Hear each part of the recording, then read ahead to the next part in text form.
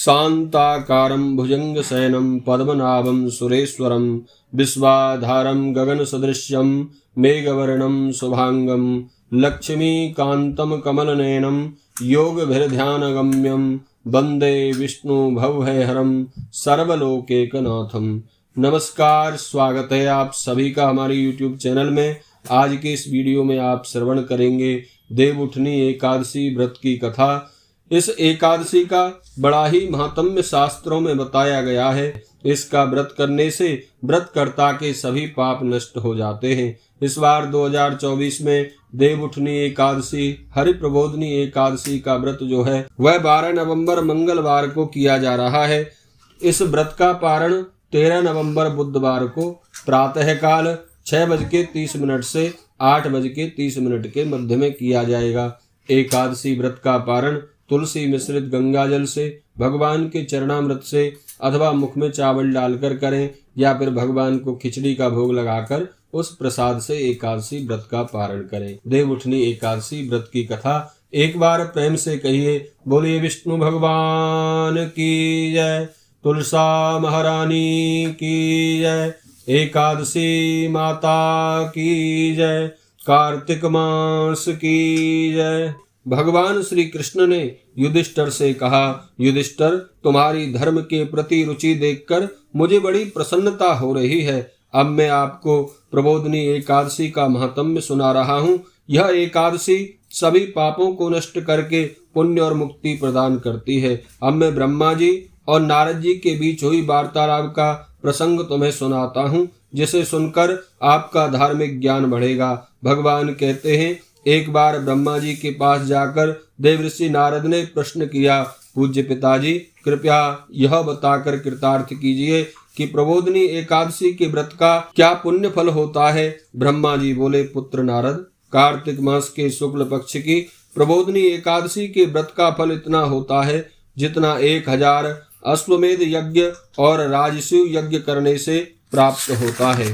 नारद जी ने पूछा, पिताश्री, कृपया यह समझाइए कि एक संध्या को भोजन करने से, रात्रि में भोजन करने तथा पूरे दिन उपवास करने से क्या क्या फल मिलता है। ब्रह्मा जी बोले, वत्स, एक संध्या को भोजन करने से 2 जन्म के तथा पूरे दिन का उपवास करने से 7 जन्मों के पाप नष्ट हो जाते हैं। प्रबोधनी एकादशी के व्रत से वह वस्तु भी सहज ही मिल जाती है जिसका मिलना तीनों लोकों में कठिन होता है। इसके व्रत से बड़ा पाप क्षण भर में ही नष्ट हो जाता है। पूर्व जन्मों के किए गए अनेक बुरे कर्म इस एकादशी का व्रत करने से नष्ट हो जाते हैं। जो लोग अपने स्वभाव के अनुसार विधि विधान से प्रबोधनी एकादशी का व्रत करते हैं, उन्हें उनकी इच्छा अनुसार सभी शुभ फल प्राप्त होते हैं। जो लोग श्रद्धा के साथ इस दिन थोड़ा सा भी पुण्य करते हैं, उनका यह पुण्य पर्वत के समान स्थिर हो जाता है, कभी नष्ट नहीं होता। जो लोग केवल मन से ही ध्यान कर लेते हैं कि मैं प्रबोधनी एकादशी का व्रत करूंगा, उनके भी 100 जन्मों के पाप कट जाते हैं। जो लोग प्रबोधनी एकादशी को रात्रि जागरण करते हैं, उनकी बीती हुई तथा आने वाली 10 पीढ़ियां विष्णु लोक में निवास करती हैं और नरक के अनेक दुख भोगते हुए उनके पितृगण विष्णु लोक में जाकर सुखी हो जाते हैं। प्रबोधनी एकादशी में रात्रि जागरण से ब्रह्म हत्या जैसे जघन्य पाप भी नष्ट हो जाते हैं। प्रबोधनी एकादशी के दिन मनुष्य को ब्रह्म मुहूर्त में उठ जाना चाहिए। स्नान आदि से निवृत्त होकर व्रत का संकल्प एवं नेम लेना चाहिए और प्रभु से विनय करनी चाहिए, हे प्रभु, आज मैं भोजन नहीं करूंगा, रात को जागरण करूंगा और अगले दिन भोजन करूंगा, कृपया मुझे अपनी शरण दीजिए। इस प्रकार प्रभु से विनय करने के बाद भगवान की पूजा करनी चाहिए। पूजा के साथ ही व्रत आरंभ हो जाता है। इस दिन रात्रि में भगवान की मूर्ति के सामने गीत गाकर, नृत्य करके, बाजे बजाकर तथा कीर्तन करके रात्रि जागरण करना चाहिए। कंजूसी को त्याग कर सुंदर पुष्प, अगरबत्तियां, धूप आदि लगाकर भगवान की आराधना करना बहुत अच्छा होता है। शंख के द्वारा भगवान को अर्घ्य देना चाहिए। इस सुकार्य का फल तीर्थों पर दान करने के फल से करोड़ों गुना अधिक होता है। जो मनुष्य अगस्त पुष्प से भगवान की पूजा करते हैं, इंद्र भी उनको नमस्कार करते हैं। तुलसी से भगवान की पूजा करने वाले भक्तों के 10,000 जन्मों के किए हुए पापों का नाश हो जाता है। इस महीने में तुलसी महारानी के दर्शन करने से, तुलसी का पौधा रोपने से, कीर्तन करने से मनुष्य करोड़ों युग तक भगवान के धाम में निवास करते हैं। जिन मनुष्यों के घर में तुलसी का वृक्ष लगा होता है, उनके कुटुंब में जन्म लेने वाले प्राणी प्रलय के अंत तक विष्णु लोक में रहते हैं। जो कदम्ब के पुष्पों से भगवान की पूजा करते हैं, उन्हें यमराज कोई यातना नहीं देते। कदम्ब के पुष्पों को देखते ही भगवान अत्यंत प्रसन्न हो जाते हैं और वे भक्त के सब मनोरथों को पूरा कर देते हैं।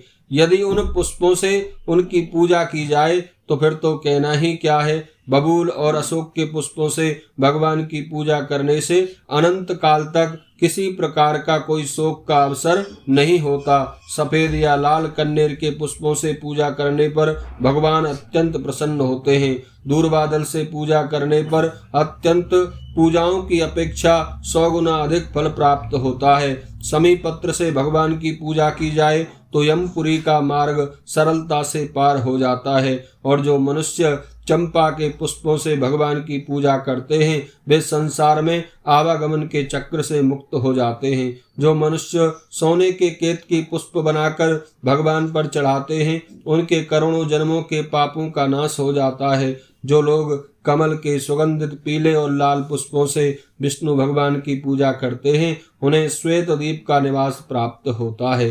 रात्रि में भगवान की पूजा करके प्रातः काल नदी के शुद्ध जल में स्नान करके भगवान की प्रार्थना करते हुए घर आकर भगवान की पूजा की जाती है। फिर ब्राह्मणों को सम्मान के साथ भोजन कराकर दक्षिणा देकर संतुष्ट करना चाहिए। इसके बाद गुरु की पूजा करें, उन्हें दक्षिणा देकर नेम छोड़ देना चाहिए। जो मनुष्य कार्तिक मास में रात्रि स्नान करते हैं, उन्हें दही और शहद का दान करना चाहिए। जो मनुष्य किसी फल की इच्छा से करते हैं, उन्हें फल दान करना चाहिए।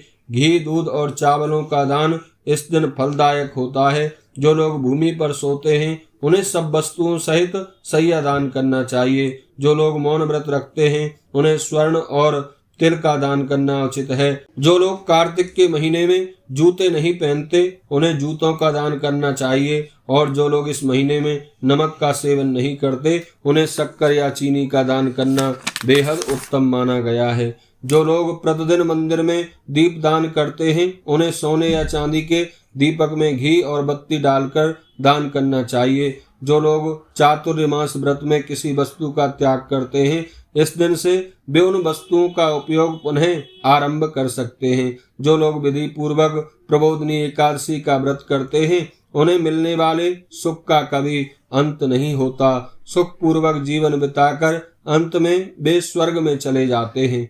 जो लोग चातुर्मास व्रत को पूरा करते हैं, उन्हें फिर संसार में जन्म लेकर दुख नहीं भोगने पड़ते। जिनका चातुर्मास व्रत खंडित हो जाता है, उन्हें दोबारा प्रारंभ कर लेने में कोई हानि नहीं है।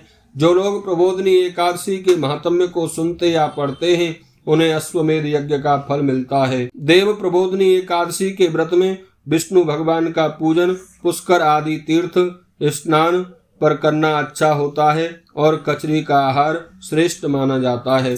बोलिए विष्णु भगवान की जय।